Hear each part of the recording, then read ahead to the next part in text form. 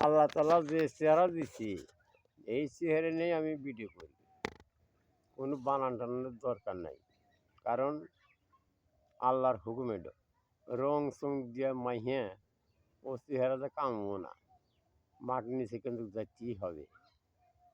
কোদালেতে কাইটা মাটি ইটের ভাঙাই পাতর ভাঙি, তবু বুড়ার মন পাইলাম না রে, ভরি হলাম তোর কারণে, পরাণের বান্ধব রে, ভরি হলাম তোর কারণে।